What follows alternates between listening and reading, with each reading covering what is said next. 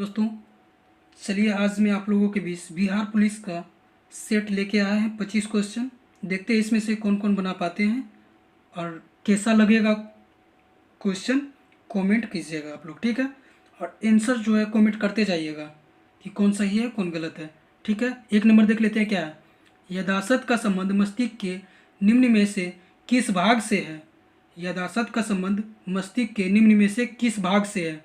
ए में है hypothalamus, B में है सेरेबेलम, सी में है स्पाइनल कॉर्ड और डी में है सेरेब्रम। इसका सही उत्तर क्या होगा, फटाफट कमेंट करते जाइए आप लोग। इसका सही उत्तर क्या है, option number D cerebrum. Cerebrum के बारे में जान लीजिए पहले। सेरेब्रम जो है मस्तिष्क का सबसे बड़ा हिस्सा है। सेरेब्रम मस्तिष्क का सबसे बड़ा हिस्सा है। सेरेब्रम दो भाग है। सेरेब्रम का दो भाग है, एक दाहिने दाहिने गोलार्ध, दूसरा बायां गोलार्ध। चलिए अगला क्वेश्चन देख लेते हैं हम लोग। 2 नंबर क्या है।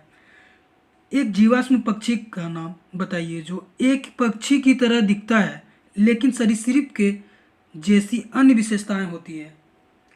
वो पक्षी जो है, एक पक्षी का नाम बताइए जिसका सरीसृप की तरह दिखता है।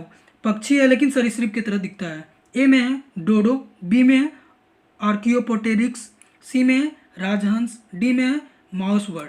इसका सही उत्तर क्या हो जाएगा, फटाफट कमेंट करते जाइए आप लोग। क्वेश्चन अच्छा लगे तो कमेंट कीजिए। ऑप्शन नंबर बी हो जाएगा इसका सही उत्तर, आर्कियोपोटेरिक्स। आर्कियोपोटेरिक्स के बारे में जान लेते हैं हम लोग। आर्कियोपोटेरिक्स जो है, इसकी उत्पत्ति जो है जुरेसिक काल में अभी से 150 करोड़ वर्ष पहले हुई थी। यह सरीसृप एवं पक्षी वर्ग के बीच के कड़ी है। यह सरीसृप और पक्षी वर्ग के बीच की कड़ी है। इसकी लंबाई जो है 1.4 फीट थी। इसकी लंबाई 1.4 फीट थी। जीवाश्म पक्षी में पक्षी एवं डायनासोर दोनों के लक्षण थे। इसमें जीवाश्म पक्षी और डायनासोर दोनों के लक्षण इसमें पाए गए थे। चलिए अगला क्वेश्चन देख लेते हैं हम लोग। 3 नंबर क्या है। मानव शरीर में सर्वाधिक मात्रा में पाए जाने वाला तत्व कौन सा है। सर्वाधिक मात्रा में हम लोग जानते हैं, सभी जानते हैं कि मानव शरीर में सर्वाधिक मात्रा में पाया जाने वाला तत्व कौन सा है। Hydrogen, oxygen, nitrogen, carbon. कौन सा है, तो इसका सही उत्तर हो जाएगा oxygen. Oxygen option number B. Option number B. मानव शरीर में सबसे अधिक क्या है, ऑक्सीजन है। चलिए अगला क्वेश्चन देख लेते हैं हम लोग। 4 नंबर। परिपथ की किन्हीं दो बिंदुओं के बीच विभवांतर मापने के लिए किसका प्रयोग किया जाता है। विभवांतर मापने के लिए किसका प्रयोग किया जाता है। ए में एमीटर, बी में वोल्टमीटर, सी में धारा नियंत्रण, डी में इनमें से कोई नहीं थे। विभवांतर मापने के लिए वोल्टमीटर का प्रयोग किया जाता है। विभवांतर मापने के लिए वोल्टमीटर का प्रयोग किया जाता है। किसका किया जाता है प्रयोग, वोल्टमीटर को। Option number B. Option number B. चलिए अगला क्वेश्चन देख लेते हैं हम लोग। 5 नंबर। आपातकालीन के दौरान मौलिक अधिकार का निलंबन कौन कर सकता है। आपातकाल के दौरान मौलिक अधिकार का निलंबन कौन कर सकता है। सांसद, केवल लोकसभा, भारत का राष्ट्रपति, मंत्रिमंडल। कौन कर सकता है, तो भारत का राष्ट्रपति। कमेंट करते जाइए फटाफट आंसर आप लोग। ऑप्शन नंबर सी हो जाएगा इसका सही उत्तर, भारत के राष्ट्रपति आपातकालीन के दौरान मौलिक अधिकार का निलंबन कर सकते हैं। चलिए अगला क्वेश्चन देख लेते हैं हम लोग। 6 नंबर। प्राक्कलन समिति के सदस्यों का कार्यकाल कितने वर्ष का होता है। प्राक्कलन समिति के सदस्यों का कार्यकाल कितने वर्षों का होता है। 1 वर्ष, 2 वर्ष, 3 वर्ष, 5 वर्ष। कितने वर्ष का होता है, ऑप्शन नंबर ए हो जाए इसका सही उत्तर, 1 वर्ष का होता है। प्राक्कलन समिति का कार्यकाल कितना होता है, 1 वर्ष। हर एक वर्ष में इसका चेंज होते रहता है। प्राक्कलन समिति का सदस्यता चेंज होते जाता है। चलिए अगला क्वेश्चन देख लेते हैं हम लोग। 7 नंबर। निम्नलिखित में से किसके अनुमोदन से भारत की संचित निधि से पैसा निकाला जा सकता है। पैसा निकाला जा सकता है किसके संचित निधि से, चलिए देख लेते हैं। ए में केंद्रीय वित्त मंत्री, बी में भारत के प्रधानमंत्री, सी में भारत के राष्ट्रपति, सी में भारत की सांसद। किसके संचित निधि से पैसा निकाला जा सकता है, देख लेते हैं। इसका कमेंट करते जाइए, आंसर क्या होगा। इसका सही उत्तर हो जाएगा भारत की सांसद। भारत की सांसद। भारत की सांसद से, भारत की सांसद जो है उसके संचित निधि से पैसा निकाला जा सकता है। इसके सहमति से पैसा निकाला जा सकता है। अब देखते हैं हम लोग कि भारत की संसद निधि क्यों निकालते हैं पैसा, इसके सहमति से देख लेते हैं। अनुच्छेद 114 के अनुसार, अनुच्छेद 114 के अनुसार भारत केवल संसद की समिति से ही संचित निधि के धन निकाल सकते हैं। भारत केवल 114 अनुच्छेद के अनुसार संसद की सहमति से संचित निधि से धन निकाल सकती है। ठीक है, चलिए अगला क्वेश्चन देख लेते हैं हम लोग। 8 नंबर, भारतीय संविधान में विधि के समझ क्षमता किस देश के संविधान से लिया गया है? भारतीय संविधान में विधि के समझ क्षमता किस देश के संविधान से लिया गया है? किस देश के संविधान से लिया गया है देखते हैं हम लोग। एक में अमेरिका के संविधान से, बी में जापान के संविधान से, सी में जर्मनी के संविधान से, डी में ब्रिटेन के संविधान से। इसका सही उत्तर क्या हो जाएगा? फटाफट कमेंट करते जाइए आप लोग। इसका सही उत्तर हो जाएगा ब्रिटेन के संविधान से लिया गया है। ब्रिटेन के संविधान से लिया गया। क्या लिया गया? विधि के समझ समानता। अब विधि के समझ समानता जो है अनुच्छेद कितना में है? अनुच्छेद 14 में। अनुच्छेद 14 में। अगर पूछे विधि के समझ समानता कितना अनुच्छेद में है तो 14 में है। चलिए अगला क्वेश्चन देख लेते हैं। अगला क्वेश्चन देख लेते हैं 9 नंबर, संविधान संशोधन प्रक्रिया संविधान के किस भाग में उल्लेख किया गया है? संविधान संशोधन प्रक्रिया संविधान के किस भाग में उल्लेख किया गया है? भाग 12, भाग 16, भाग 18, भाग 20। किस में किया गया? तो भाग 20 में किया गया है। इसका अनुच्छेद कितना था? 368। 368। भाग 20 का अनुच्छेद कितना है? 368। चलिए अगला क्वेश्चन देख लेते हैं हम लोग। 10 नंबर, 1833 के चार्टर अधिनियम के अंतर्गत प्रथम विधि आयोग का गठन किसके अध्यक्षता में किया गया? किसके अध्यक्षता में किया गया? ए में लॉर्ड विलियम बेटिंग, बी में लॉर्ड मेकाले, सी में सत्येंद्र प्रसाद सिंह, डी में लॉर्ड मिंटो। Lord Minto. इसका सही उत्तर क्या हो जाएगा? फटाफट कमेंट करते जाइए आप लोग। इसका सही उत्तर हो जाएगा लॉर्ड मेकाले। लॉर्ड मेकाले के अध्यक्षता में चार्टर अधिनियम 1833 के अंतर्गत प्रथम विधि आयोग का गठन किया गया था। चलिए अगला क्वेश्चन देख लेते हैं हम लोग। 11 नंबर, ऐसी कौन सी औषधि या क्रांति प्याज और झींगा उत्पादन से संबंधित है? प्याज और झींगा उत्पादन से संबंधित कौन सा क्रांति है? लाल क्रांति, नीली क्रांति, गुलाबी क्रांति या गोल्डन क्रांति? इसका सही उत्तर क्या हो जाएगा? फटाफट कमेंट करते जाइए आप लोग। इसका सही उत्तर हो जाएगा गुलाबी क्रांति। गुलाबी क्रांति जो है किससे संबंधित है? प्याज और झींगा मछली उत्पादन से संबंधित है गुलाबी क्रांति।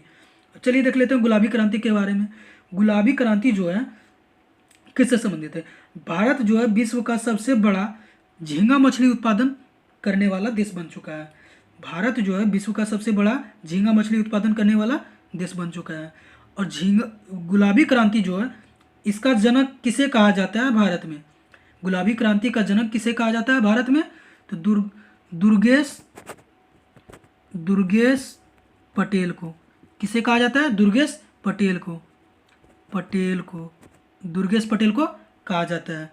चलिए अगला क्वेश्चन देखते हैं हम लोग। 12 नंबर, निम्नलिखित में से किन दो संस्थाओं को ब्रेटन वुड्स जुड़वा के नाम से जाना जाता है? ब्रेटन वुड्स जुड़वा के नाम से किन दो संस्थाओं को कहा जाता है? चलिए अगला क्वेश्चन देख लेते हैं क्या है ऑप्शन। IMF और WTO। IMF और WTO। बी में देख लेते हैं विश्व व्यापार संगठन और विश्व बैंक। सी में देख लेते हैं IMF और विश्व बैंक। डी में देख लेते हैं WTO और गेट, GATT। गेट किसको कहा जाता है? फटाफट आंसर दीजिए आप लोग। ऑप्शन नंबर सी, IMF और विश्व बैंक को कहा जाता है। अब देख लेते हैं IMF और विश्व बैंक के बारे में। IMF का स्थापना कब हुआ? 1944 में हुआ। इसका मुख्यालय कहाँ है? इसका मुख्यालय जो है वाशिंगटन DC में है। जो इसमें सम्मिलित देश कितने हैं? इसमें जो है सम्मिलित देश कितने हैं? IMF में सम्मिलित 190 देश हैं। सम्मिलित 190 देश हैं। अब देख लेते हैं विश्व बैंक के बारे में। विश्व बैंक का स्थापना कब हुआ? 1944 में। ये भी 1944 में हुआ।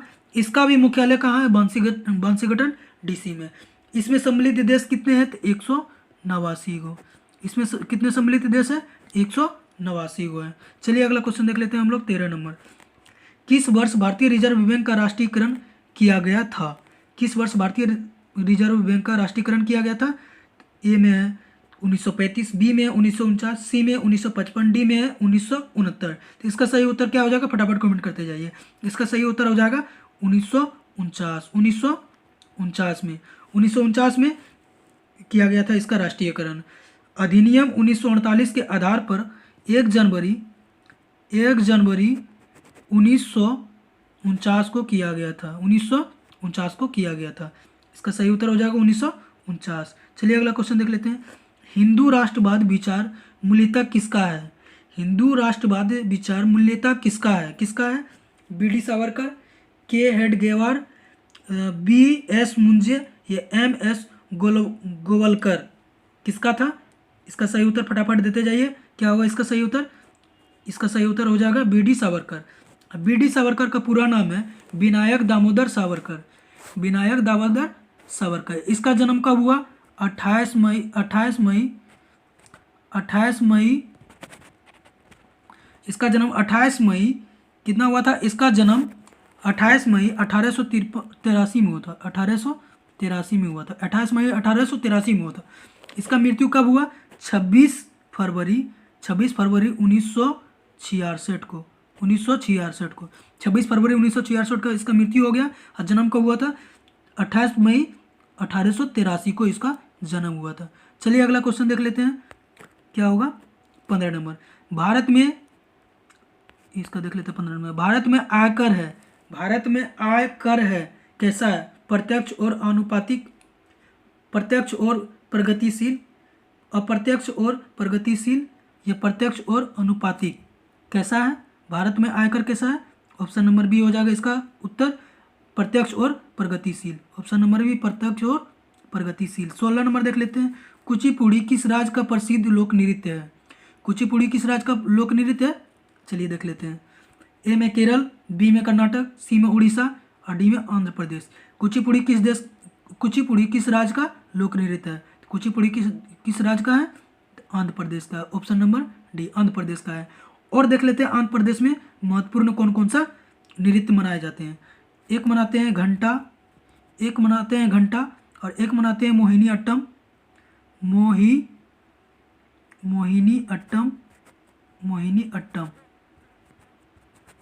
एक मनाते हैं मोहिनी अट्टम, एक मनाते हैं घंटा और एक है कुचिपुड़ी। महत्वपूर्ण। चलिए अगला क्वेश्चन देख लेते हैं। हिमानी उत्तम परम का संबंध किस खेल से है? हिमानी उत्तम परम संबंध किस खेल से है? हिमानी उत्तम परम का संबंध किस खेल से है? देख लेते हैं। कबड्डी, मलखंभ या तलवारबाजी या कुश्ती? किस खेल से संबंधित है? फटाफट उत्तर देते जाइए। इसका सही उत्तर हो जाएगा मलखंभ। इसका सही उत्तर हो जाएगा मलखंभ। चलिए अगला क्वेश्चन देख लेते हैं हम लोग। 18 नंबर। निपक आंदोलन के प्रणेता थे। निपक आंदोलन का प्रणेता कौन थे? ए में चेतन, बी में ज्ञानेश्वर, सी में दादू दयाल और डी में नामदेव। इसका सही उत्तर क्या होगा? फटाफट जवाब देते जाइए आप लोग। इसका सही उत्तर हो जाएगा दादू दयाल। अब दादू दयाल के बारे में थोड़ा सा जान लेते हैं हम लोग। दादू दयाल ने फतेहपुर सीकरी में अकबर से भेंट की थी। दादू दयाल ने फतेहपुर सीकरी में अकबर से भेंट किए। इसके बाद 40 दिन तक आध्यात्मिक विषयों की चर्चा किए थे उसने। आध्यात्मिक विषयों का चर्चा किए थे उन्होंने जब ये सब चर्चा किए, इसके बाद उन्होंने ही निपक आंदोलन की शुरुआत किए थे। निपक आंदोलन का शुरुआत किया था और उन्होंने ही शब्द और साखी लिखे थे। शब्द और, अगर पूछे शब्द और साखी किसने लिखे तो दयालु दयाल बोलेंगे। शब्द और साखी शब्द और साखी किसने लिखे तो दादू दयाल ने। चलिए अगला क्वेश्चन देख लेते हैं हम लोग। ट्रकमा सिक्का किसने चलाया? ट्रकमा सिक्का किसने चलाया? ग्रीक, शक, स्थिनियन या कुषाण? किसने चलाया था ट्रकमा सिक्का? तो ग्रीक ने चलाए थे ट्रकमा सिक्का। चलिए अगला क्वेश्चन देख लेते हैं। 20 नंबर हम लोग। बाढ़ के दौरान हर वर्ष में लुवियम का जवाब जो मिट्टी की उर्वरता को बढ़ाता है उसे क्या कहते हैं? देख लेते हैं हम। ए में खादर कहते हैं उसको, या बी में उर्वरा कहते हैं उसको, या सी में रेगुर कहते हैं उसको, या तो डी में उसरा कहते हैं उसको। क्या कहते हैं जल्दी बताइए, फटाफट जवाब देते जाइए। उसको क्या कहते हैं? तो खादर कहते हैं उसको। क्या कहते हैं? खादर कहते हैं। Option number A. चलिए अगला क्वेश्चन देख लेते हैं। वह समुद्री सीमा जहाँ तापमान तेजी से कम होता है उसको क्या कहते हैं? वह समुद्री सीमा जहाँ तापमान तेजी से कम हो जाते हैं उसको क्या कहते हैं? हेलोक्लाइन, थर्मोस्फियर या थर्मोक्लाइन या हेलिस्फियर? क्या कहते हैं उसको? फटाफट जवाब देते जाइए। इसको क्या कहते हैं? थर्मोक्लाइन। इसको क्या कहते हैं? Thermocline. Option number C, option number C. चलिए 22 नंबर देख लेते हैं हम लोग।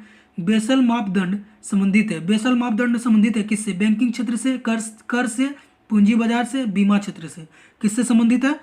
बैंकिंग क्षेत्र से संबंधित है। किससे है? तो बैंकिंग क्षेत्र से।